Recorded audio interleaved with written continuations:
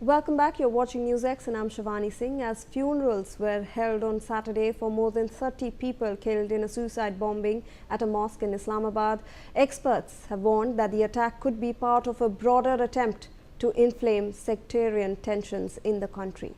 A suicide bomber struck the Khadija Tul Kubra Mosque, a Shia place of worship in the Tarlai Kalan area of southeastern Islamabad, during Friday prayers. In a statement, the Islamabad administration said that 169 people were transferred to hospitals after rescue teams reached the site. Hours later, a splinter faction of the ISIS group in Pakistan claimed responsibility on its Telegram channel, releasing an image it shared that showed the attacker holding a gun, his face covered and eyes blurred.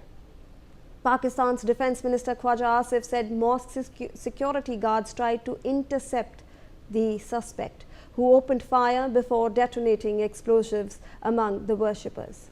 He alleged that the attacker had been travelling to and from Afghanistan. Islamabad had seen a relative lull in violence in past years, but things have changed in recent months. The bombing marked the second major attack in the federal capital since a suicide blast targeted a district court in November last year.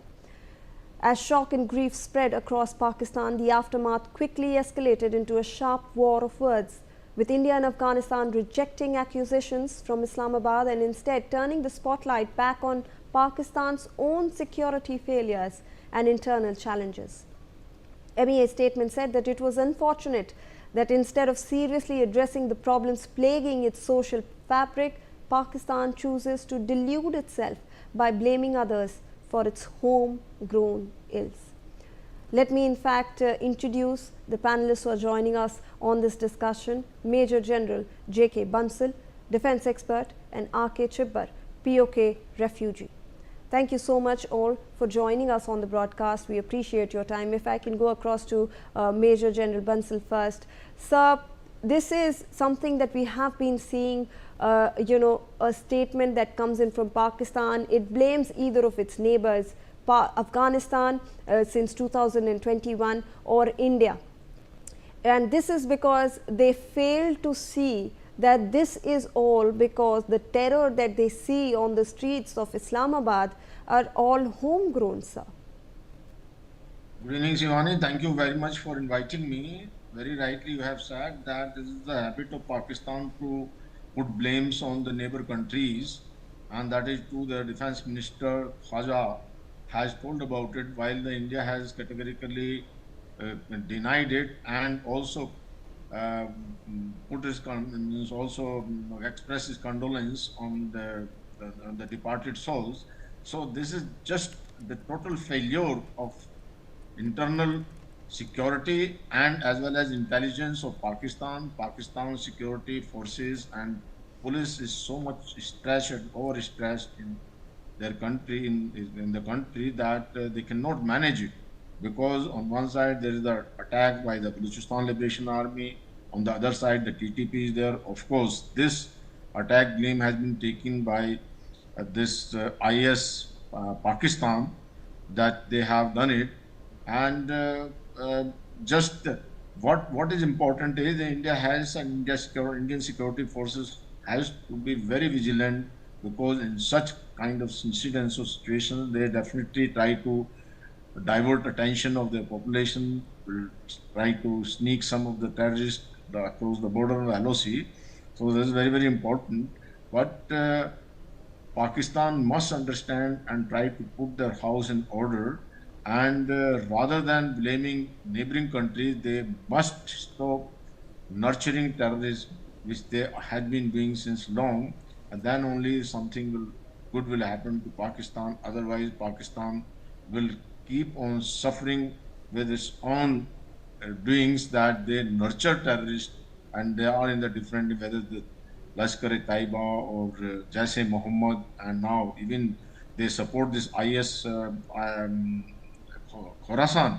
This Pakistan is supporting those also, and they are using against Taliban and Afghanistan. So like that, the Pakistan has to think about it, and the kind of rhetoric they do, and even their prime minister is saying now on some of the platform that yes, we will support our Indian brothers in Kashmir and will keep on supporting that. These kind of things, despite they are not able to manage their own affairs and their security, and they talk like this.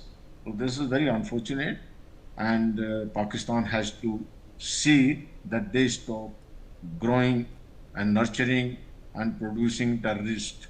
Otherwise, they will be attacking Pakistan itself, which is happening, and they must understand and learn the lesson. Back to you, Simon. Absolutely. In fact, let me also rope in Mr. Chibber into this discussion. Sir, how are you looking at, this increased spate of violence that is occurring, closer to the capital in Islamabad, in Pakistan? The security apparatus seems to have finally, shattered even in the national capital of Pakistan, because earlier we had obviously been seeing a lot of unrest in POK, in Baluchistan, in Khyber Pakhtunkhwa, but this in Islamabad in recent months we are seeing a lot of such blasts occurring, sir. Pakistan is just reaping the fruit those he has sowed in the Afghanistan, India, particularly in the J&K.